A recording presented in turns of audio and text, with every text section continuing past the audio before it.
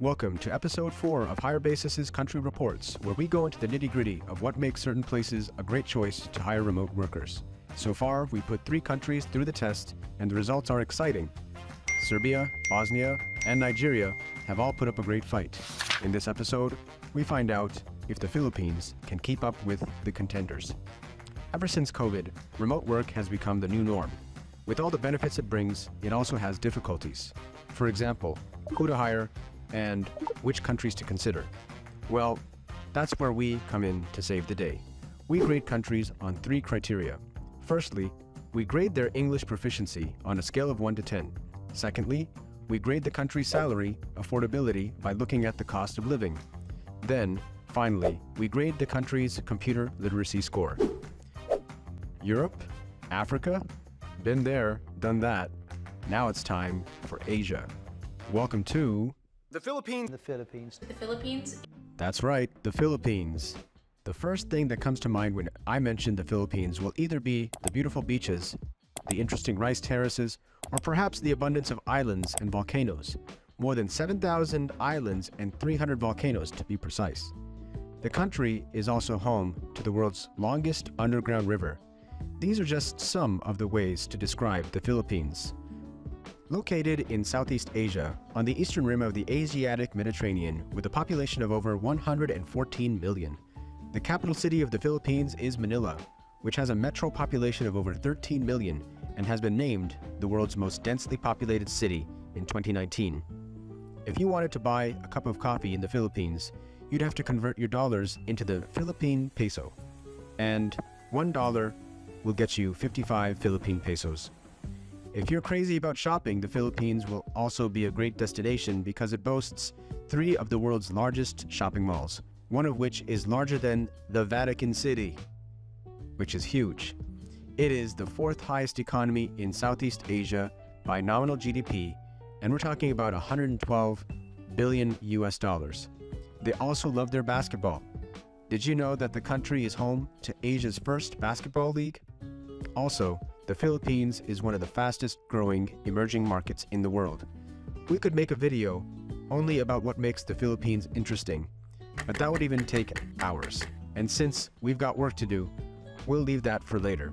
Also, you know the drill, some captivating facts await you at the end of this video, so stay tuned and let's dive in. So we start with English proficiency. Did you know that the Philippines was a colony of the United States between 1898 and 1946? Or that the Philippines is recognized globally as one of the largest English-speaking nations? The majority of the population has some degree of fluency in English, and I believe that won't change anytime soon because English has the official status in the Philippines, and it is also part of the curricula in primary and secondary schools. Let's take a look at the global ranking of countries and regions in English proficiency. With all the facts mentioned above, it doesn't come as a surprise at all that the Philippines ranks a high 22nd out of 111 countries around the world. It also ranks 2nd in Asia, and its English proficiency score is 578, while the global average is 502. No wonder 88% of its population speaks English as a second language. That's more than 90 million people. With all this taken into consideration, the Philippines gets a solid 7.5 out of 10 in English proficiency. Up next is wage affordability, the part that employers love the most. The way we conclude wage affordability is we take the cost of living in the United States capital of Washington, D.C., which has a somewhat typical cost of living for a major U.S. city, and we compare it to the cost of living in the capital of our target country or a major city. In this case, that would be Manila. Then, based on the cost of living and purchasing power in both countries, we can see how affordable it is for people to be hired in the Philippines. To do this, we use Numbeo.com's cost of living calculator, which compares the cost of living in different cities, and in this case, Numbeo's tool is showing that a yearly salary of $100,000 in Washington, D.C. would have the same local purchasing power as a yearly salary of about $38,000 in Manila, assuming that you pay rent in both cities. That is more than $60,000 in savings. This is a cost-effective option And that's why we give the Philippines a score of 8.5 out of 10 when it comes to wage affordability. If you're enjoying this video so far, please give it a thumbs up to help others find it.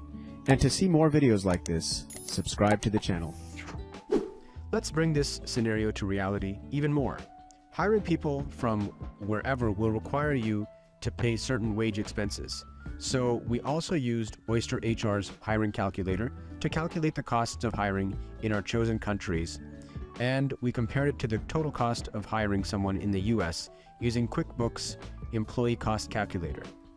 A $50,000 per year employee in Washington will cost an employer $53,825 total, while a $19,344 per year employee in the Philippines will cost an employer around $30,500. So what does that sound like? Well, that's an extra $20,000 in your bank account.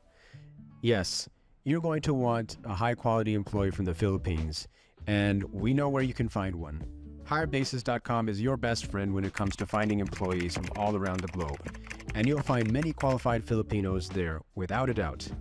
Note that the Oyster fee is the cost that Oyster HR requires for them to support as the employer of record for you, and this fee is typically about $700 per month. It's important to know that this number goes down to only $29 a month if the worker is hired as an independent contractor. So it's no wonder companies the world over love to hire people from the Philippines, especially as contractors. Last but not least, technology literacy. So how good are Filipinos with computers? Are there many startups, tech hubs, and accelerators in the Philippines? No question. Computer literacy classes have been in the curriculum of almost all schools for quite some time now. Fun fact, the Philippines has one of the highest rates of internet usage in Southeast Asia, with more than 60 million Filipinos using the internet daily. If you want a good-paying job in the Philippines, you have to have high computer literacy, because computer literacy has become a basic requirement for employment in the Philippines. Yes, a high school and college diploma can help, but without basic computer knowledge, it's impossible to score an interview with a good company. The startup ecosystem in the Philippines is growing. This means that with time, more and more startups and tech hubs and accelerators are being formed. For example, some of the most notable startups in the Philippines includes Coins.ph, a blockchain-based financial services platform, PayMaya, a digital payments company, and Grab, a delivery and ride-hailing platform. When it comes to tech hubs, there is IdeaSpace Foundation, whose main mission is to support early-stage startups, or Launch Garage, which provides a workspace for hardware startups and supports them in various ways. The Digital Skills Gap Index, or simply DSGI, has ranked the Philippines 51st on the global scale with a score of 5.1. And therefore, the Philippines scored an impressive 8 out of 10 in our books when it comes to tech innovation and computer literacy. What else can we say except that the Philippines keeps surprising us with its high performance in every facet that we're looking at. Our job now is to conclude and give the Philippines a final grade, and other countries' job is to prepare, because we're coming to rank you as well. Nobody is safe. The Philippines has put up a great fight and scored an outstanding 80.5 score overall. All hail the new king, because the Philippines has just dethroned Serbia from its throne with a 3-point lead and now sits comfortably on its well-deserved position. If you'd like to look into hiring an employee from the Philippines, feel free to visit HireBasis and toggle Philippines in the country filter. If you are from the Philippines and you would like to set up a profile on our website, feel free to do so. It's a simple process and can be done in less than 5 minutes. At last, the part we've been patiently waiting for, super fun facts about the Philippines. You probably think that conducting all the analysis and calculating all the grades was the hardest part for me. Nope, not even close. The hardest thing was choosing 3 fun facts out of an ocean of amazing, perplexing, and mind-boggling facts about this very fascinating country. Shall we begin? Did you know that there are more than 20 earthquakes in the Philippines daily on average? This is mainly due to the geographical position of the Philippines, as it sits on the western edge of the Ring of Fire. It actually sits along 5 different fault lines, but thankfully, most of these earthquakes are too weak to be felt and therefore not as scary as it might sound. Since the main thing we discuss over this is remote hiring, it is only right that we mention how the Philippines supplies more nurses globally than anywhere else in the world. As we all know, nurses are in high demand across the world at any given time, and the country where they come from most is the Philippines. To understand how this came about, we have to turn our calendar to the year 1903, the year when the U.S. created the Pensionados Scheme, a study abroad program aimed to train the international workforce as nurses. Most of the Filipino nurses who attended this program went back to the Philippines and founded their nursing schools, leading to a boom in the industry. And the rest, as they say, is history. Finally, perhaps the most interesting fact, brace yourselves. Are you ready? Okay. Did you know that the Philippines produce banana-flavored ketchup? Yep, you heard it right. So on your next trip to the Philippines, make sure to order your French fries, smothered in some of that good old banana ketchup. Yum.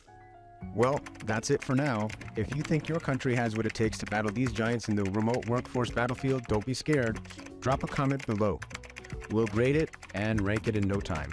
Also, if you enjoyed this video, click the link on the screen to see another country review video. Thanks for watching, and bye for now.